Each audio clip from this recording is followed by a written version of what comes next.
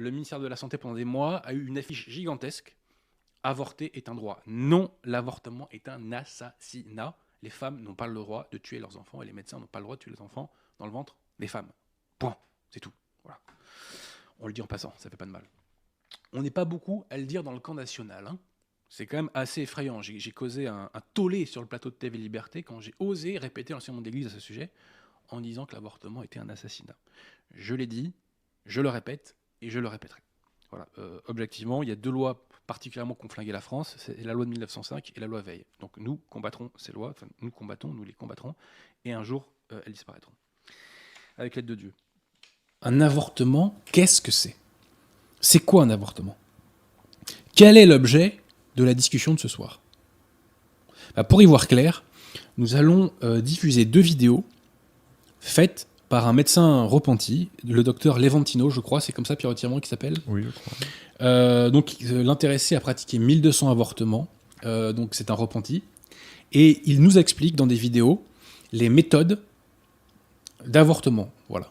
Alors, il y a plusieurs méthodes, et ces 2 vidéos ne sont pas exhaustives, hein, il y en a d'autres, mais là, en l'occurrence, il va nous expliquer 2 méthodes qui sont, je dirais, régulièrement ou habituellement utilisées.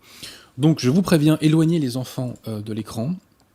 Ce ne sont pas des images réelles, hein, ce sont des animations, mais néanmoins éloignez les enfants de l'écran parce que ce sont des images pour moi totalement insoutenables. Mais il faut savoir de quoi on parle, donc les adultes vous pouvez rester, et là au moins on aura fixé le décor. Voilà. Donc Pierre Tirmont, si vous pouvez envoyer ces 2 vidéos à la suite, ça serait pas mal. Je lance la première. Et elle se lance. Tu vois ton casque, Adrien, pour écouter. My name is Dr. Anthony Levatino. Pardon? I'm a practicing obstetrician gynecologist and I've performed over 1,200 abortions. Today I'm going to describe a first trimester surgical abortion called suction D&C, dilatation and curettage. This is the most frequently performed abortion and is used typically from 5 to 13 weeks of pregnancy. After administering anesthesia, the abortionist uses a speculum like this. This is placed inside the vagina and opened using this screw on the side, allowing the abortionist to see the cervix, the entrance to the uterus. The cervix acts as a gate that stays closed for the duration of pregnancy, protecting the baby until it is ready for birth. The abortionist uses a series of metal rods called dilators, like these, which increase in thickness, and inserts them into the cervix to dilate it, gaining access to the inside of the uterus where the baby resides. The baby has a heartbeat, fingers, toes, arms, and legs, but its bones are still weak and fragile. The abortionist takes a suction catheter like this one. This is a 14 French suction catheter. It's clear plastic, about 9 inches long, and it has a hole through the center. It is inserted through the cervix into the uterus. The suction machine is then turned on with a force 10 to 20 times more powerful than your household vacuum cleaner.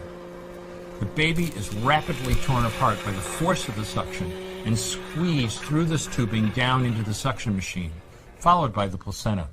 Though the uterus is mostly emptied at this point, one of the risks of a suction D&C is incomplete abortion, essentially pieces of the baby or placenta left behind.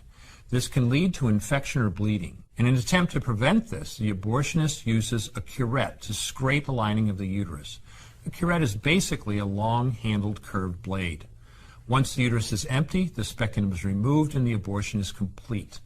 The risks of suction D&C include perforation or laceration of the uterus or cervix, potentially damaging intestine, bladder, and nearby blood vessels, hemorrhage, infection, and in rare instances, even death.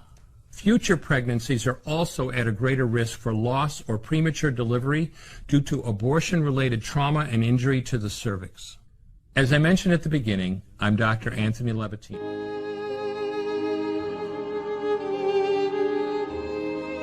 Et elle se lance. Tu vois ton casque, Adrien, pour écouter.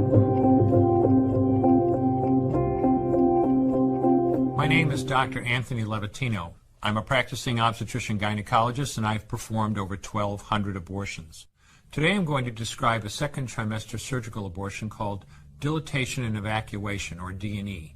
A D&E is performed between 13 and 24 weeks of pregnancy. After administering anesthesia, the abortionist uses a weighted speculum, like this one, that opens the vagina widely. Because second trimester babies are so large, this greater access facilitates a late-term abortion. Late-term abortion requires that the cervix be prepared 24 to 48 hours in advance with laminaria. Laminaria is a type of sterilized seaweed that absorbs water over 8 to 12 hours and swells to several times its original diameter. Once removed, metal dilators can be used to further open the cervix as needed. Once the cervix has been stretched open, the suction tube is placed inside. A baby at 20 weeks gestation is as big as the length of my hand, from head to rump, not counting the legs.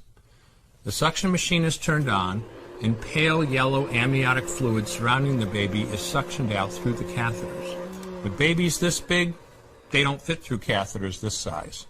The baby's bones and skull are too strong to be torn apart by suction alone. This is a Sofer clamp. A Sofer clamp is made of stainless steel. It's about 13 inches long. The business end is about 2.5 inches long and a 1/2 inch wide, and there are rows of sharp teeth. This is a grasping instrument. When it gets a hold of something, it does not let go. The abortionist uses this clamp to grasp an arm or leg.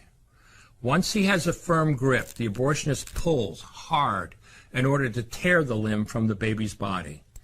One by one, the rest of the limbs are removed, along with the intestines, the spine, and the heart and lungs. Usually the most difficult part of the procedure is extracting the baby's head, which is about the size of a large plum at 20 weeks. The head is grasped and crushed. The abortionist knows he has crushed the skull when a white substance comes out of the cervix. This was the baby's brains. The abortionist then removes skull pieces. He removes the placenta and any leftover parts of the baby with a curette, scraping the lining of the uterus for any remaining tissue. The abortionist then collects the baby parts and reassembles them to make sure that there are 2 arms, 2 legs, and all the pieces. Once all the parts have been accounted for, the abortion is complete. For the woman, this procedure carries a significant risk of major complications, including perforation or laceration of the uterus or cervix, with possible damage to the bowel, bladder, and other maternal organs. Infection and hemorrhage can also occur, which can even lead to death. Future pregnancies are also at greater risk for loss or premature delivery due to abortion-related trauma and injury to the cervix. Eh bien, traumatisant. Merci Pierre Simon d'avoir diffusé ces vidéos. Je m'excuse à certains égards vis-à-vis des internautes, mais il faut savoir de quoi on parle. Donc à la question « Qu'est-ce qu'un avortement ?» Eh bien, la réponse est simple. Un avortement, c'est un assassinat. Et tel d'ailleurs a toujours été l'enseignement de l'Église. L'avortement n'est pas un moyen de contraception. Vous voyez ? C'est un assassinat pur et simple.